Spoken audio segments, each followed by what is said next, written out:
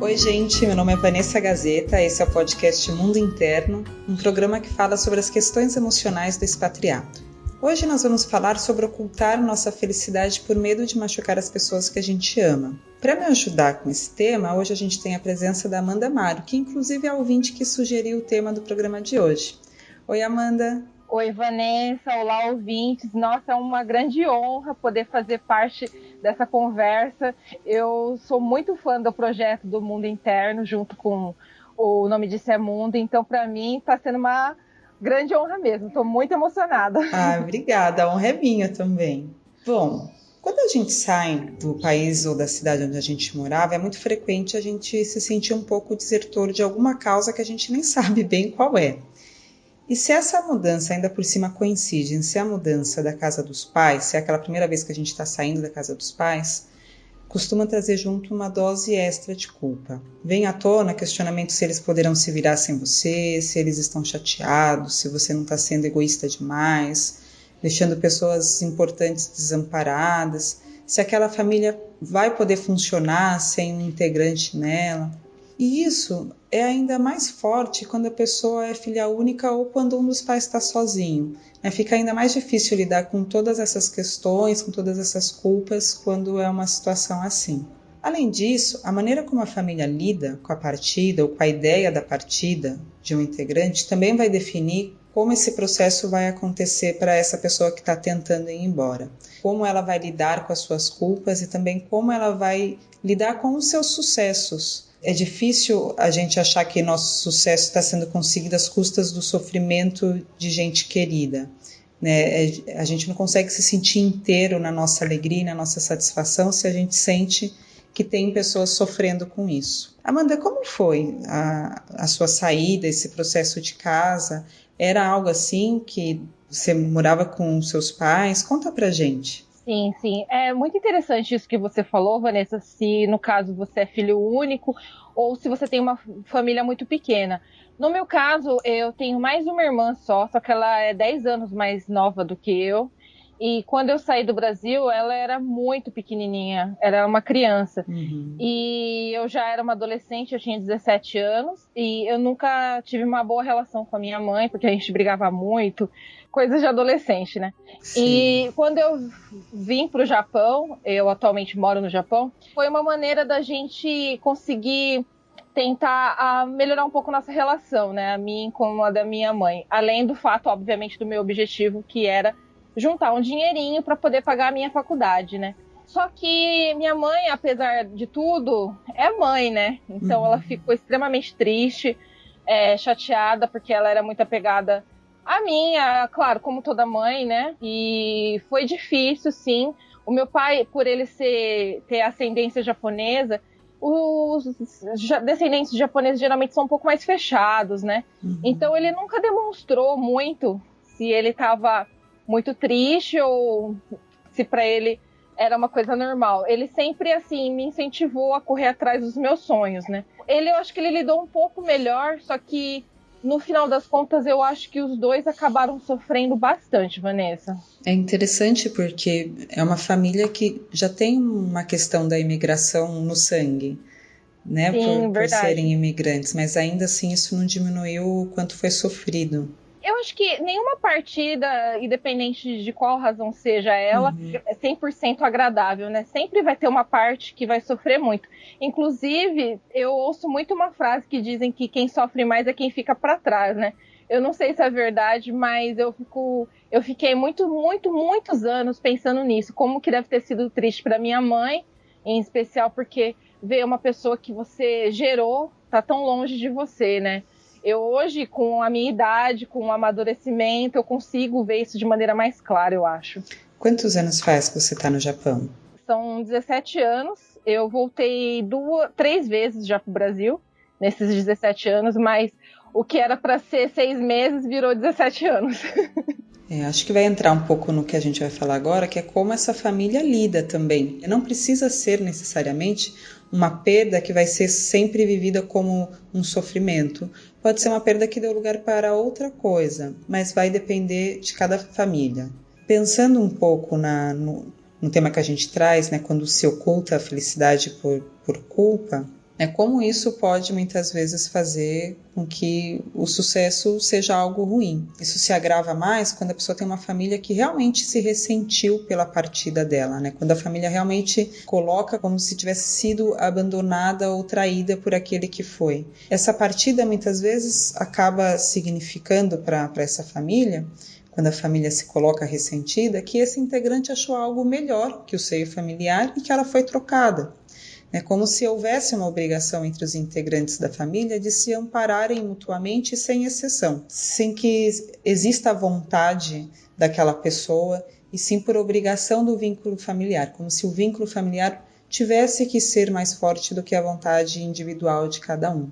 Mas são famílias que estão fusionadas, onde não se nota emocionalmente onde termina um indivíduo e começa outro. É como se, sabe aquelas famílias onde o problema de um se torna obrigatoriamente o problema de todos e ninguém pode funcionar direito quando existe algo que não está funcionando bem em um integrante, né? Isso não quer dizer que a gente não possa se importar com o outro, é claro que a gente se importa, mas esse problema não é seu, né? Você não pode sofrer exatamente como aquela pessoa que tem o problema. E isso também não ajuda. Geralmente, nós vamos encontrar maior sofrimento de deixar partir em famílias que são controladoras. Na maior parte das vezes, são essas as famílias que ficam ressentidas e que alimentam a culpa na pessoa que se mudou. Isso quando ele consegue se mudar, o que já tem que ser visto como uma vitória fantástica, porque nesse tipo de funcionamento é muito difícil que esse integrante consiga dar vazão para o próprio desejo dele. Nossa, Vanessa, você falou uma palavra que eu nunca tinha, assim, ligado a essa situação, mas agora que você falou, parece que me deu um insight, que é controladora. Se identificou, Amanda? Sim, totalmente. A minha mãe, apesar da gente nunca ter tido uma relação muito, assim, fácil, ela é extremamente controladora. Ela quer estar sempre, que as coisas corram do jeito que ela quer. Uhum. Né? E quando foge disso, parece que é algo que está atrapalhando a vida dela, sendo que às vezes nem tem a ver com a vida dela, né? Uhum. Então, essa questão da família controladora, eu acho que você pegou num ponto, assim, incrível. Estou até, assim, pensativa agora. Claro, cada pessoa vai se deparar com possibilidades distintas de lidar com as coisas de acordo com a sua personalidade, com a sua história, com as características de cada família, né? Falando um pouco assim das situações que eu vejo com mais frequência, tem casos em que a pessoa vai dar o que a família pede, né? A culpa vai fazer com que você queira reparar aquela situação. Então a família, ela, seja economicamente, seja atenção exagerada, a família vai se tornar exigente com essa pessoa que conseguiu partir, o que, relembrando que já é um sucesso tremendo, porque geralmente essa família, ela segura muito os integrantes dela. E aí essa família ela vai exigir muito dessa pessoa, né? E sem que a pessoa perceba, ela vai estar sempre vivendo um script que a família lhe atribui, mesmo que à distância. Então é aquela família que de alguma maneira deixa claro quais são os trabalhos que ela valoriza que a pessoa tenha, quais são os sucessos que ela valoriza que aquela pessoa atinja. E com isso não estou dizendo que é de uma maneira impositiva, mas a família vai encontrar maneiras de marcar o que ela valoriza e o que ela não valoriza. E é tão cruel, porque a família não percebe que está fazendo isso, mas faz, e aquele integrante não percebe, mas ele vai fazendo coisas para aquela família ficar feliz com ele. Então ele está sempre inseguro, ele está sempre preso ao desejo do outro, ao desejo da família. E aí ele vai perdendo um pouco a noção de quais são os desejos pessoais. E é muito triste, né, você viver sem saber quais são os seus desejos, porque aí você alcança coisas, mas você não consegue se sentir satisfeito, porque na verdade não eram desejos próprios. Sim, você fica extremamente perdido, né? Sim, é como se nunca fosse o suficiente, é como um saco que está furado, né? Ele nunca enche. E geralmente a pessoa que carrega esse fardo da culpa vai tentar se redimir com a família, dando coisas que antes não podia, geralmente no sentido material. E aqui surgem casos muito frequentes de famílias que fazem pedidos absurdos e que fazem exigências como se esse integrante fosse um eterno refém, né? Um outro caso que eu também vejo ser frequente são pessoas que tentam evitar se sentirem felizes. Por quê? Porque ser triste é quase não dever nada a quem ficou. É como dizer, bom, vocês ficaram tristes porque não tem mais a minha convivência, mas eu também continuo triste aqui onde eu estou, então a gente está quite. Você precisa estar provando que você está tão infeliz quanto, para que a outra pessoa não se sinta mal. É meio que tóxico, né?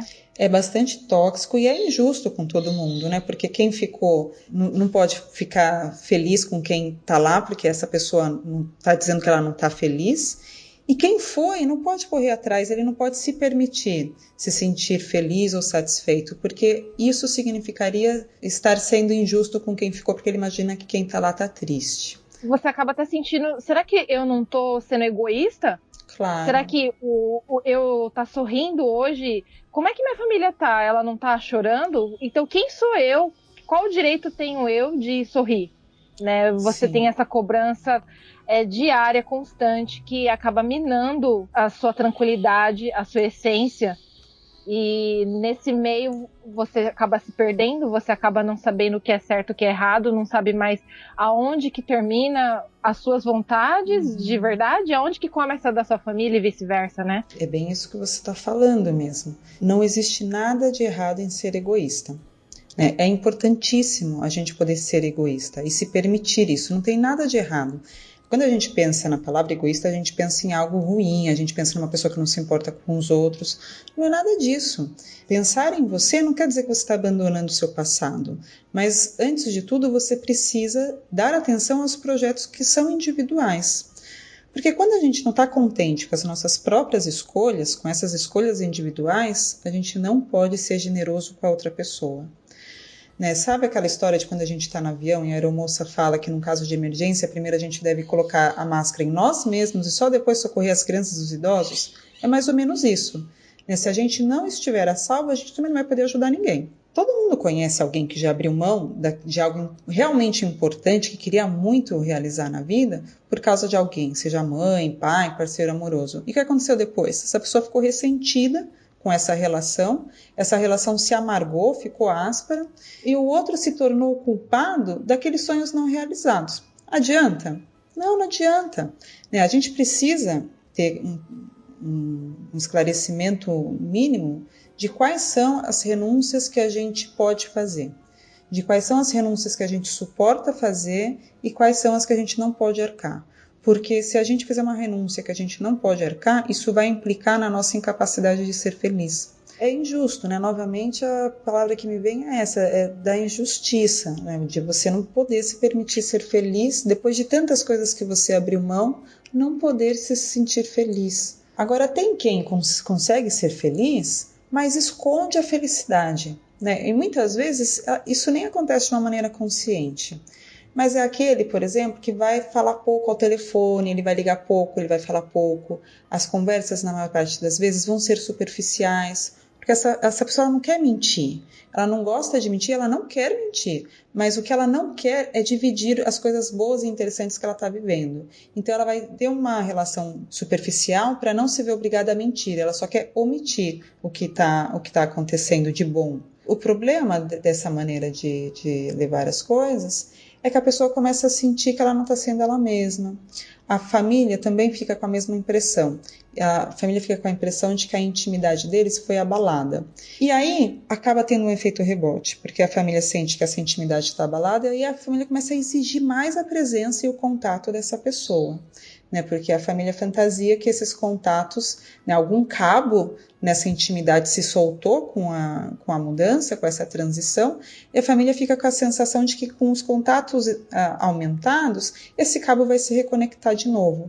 Um outro comportamento, só para finalizar essa parte do que eu vejo muito frequente, é quem só consegue tocar a vida se romper com a família, porque fica tão difícil lidar com essas fantasias que a gente está falando, fica tão difícil de lidar com as pressões familiares, que a única maneira que ela encontra de viver a vida dela, sem se sentir esmagada pela culpa, é romper.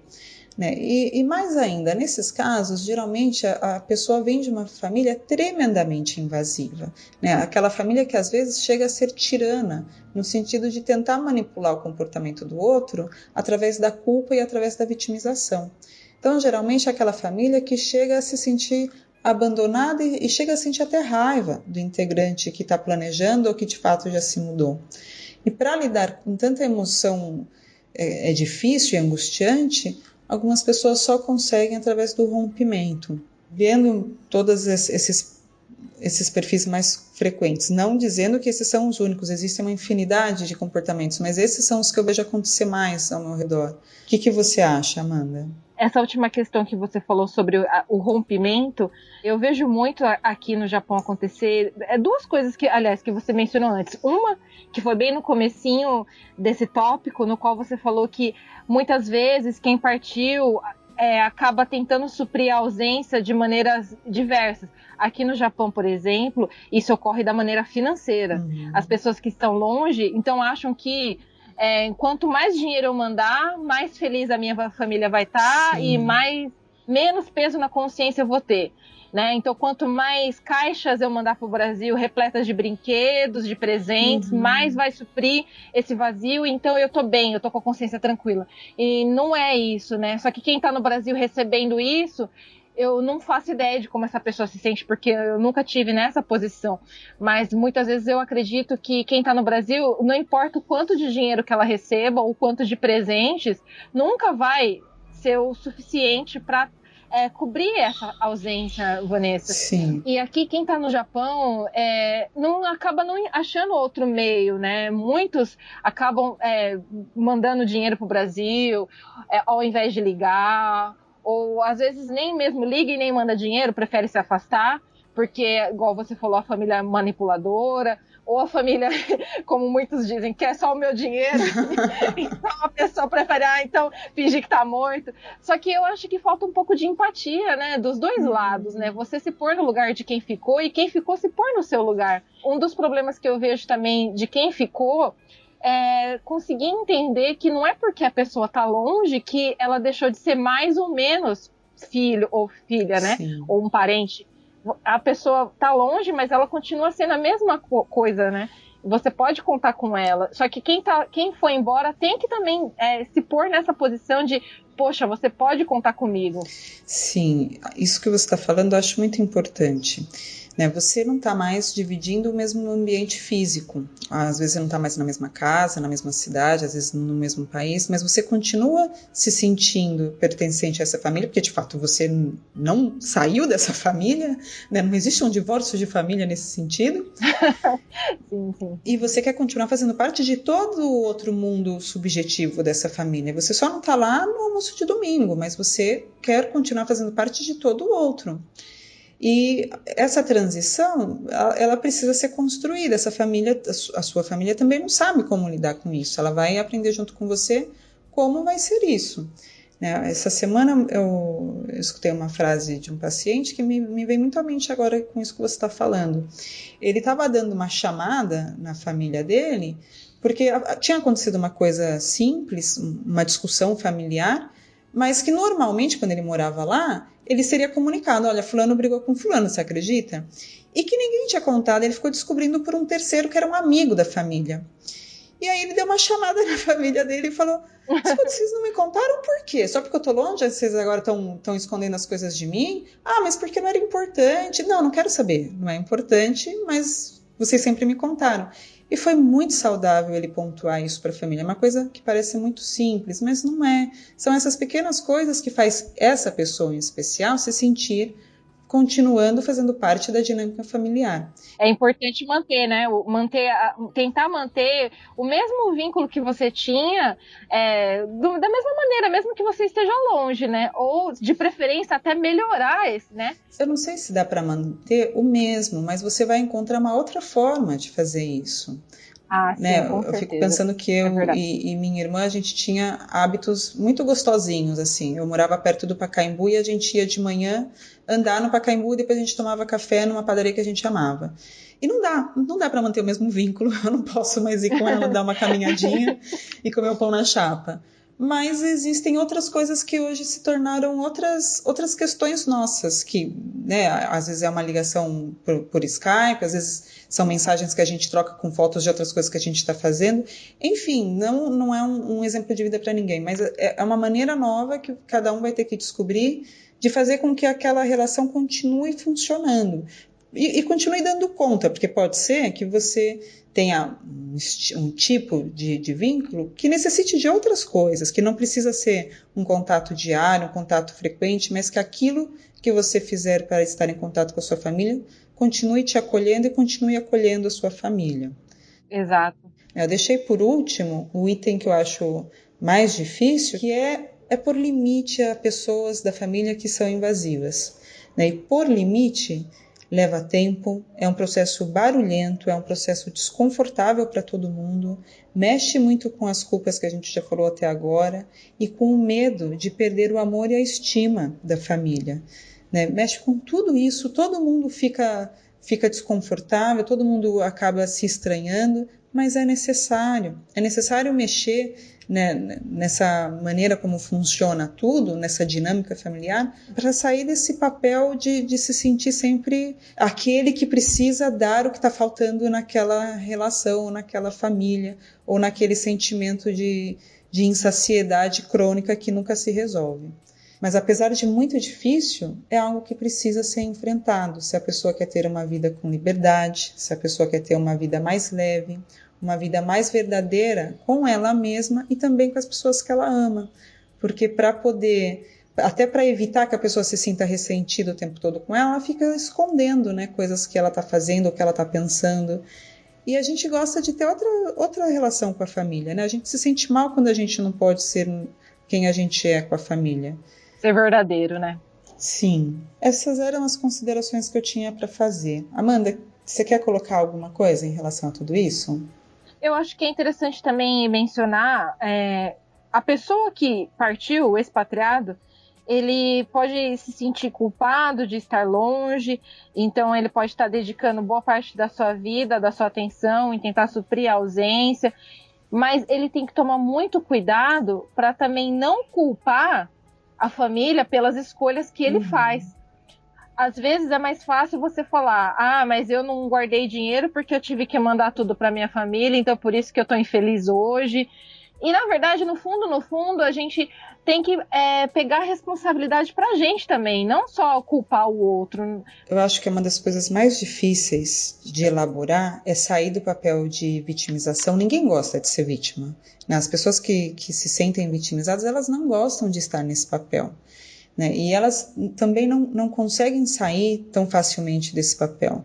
Por mais difícil que seja se sentir o responsável das coisas ruins que podem acontecer, que acontecem o tempo todo na nossa vida, quando a gente assume que é o responsável por isso, é o momento em que a gente pode fazer diferente, é o momento que a gente pode mudar algo. E quando a gente se sente vitimizado, a gente fica paralisado, a gente fica com raiva de todo mundo, mas a gente sente que está travado, que está num lugar onde o poder está na mão dos outros e não na sua. Então também parece que quem se vitimiza é sempre um vilão, mas ele tão pouco sabe que ele pode sair dessa situação. E não é fácil sair dessa situação. Se responsabilizar é o caminho, é como você está dizendo. É o caminho para você rever algo que está dando errado, é o caminho para você sofrer menos, inclusive, quando você sente que você escolheu aquilo, você sofre menos, mesmo que você não possa mudar aquela realidade de imediato. Mas não é fácil, né? Exige bastante trabalho de autoconhecimento, exige bastante trabalho de movimento, né? Mudar qualquer coisa na nossa vida muda uma série de outras coisas, muda nossas relações, muda nossa visão das coisas, mas é libertador, né? Faz com que as coisas realmente possam ser mais satisfatórias na vida. Sim.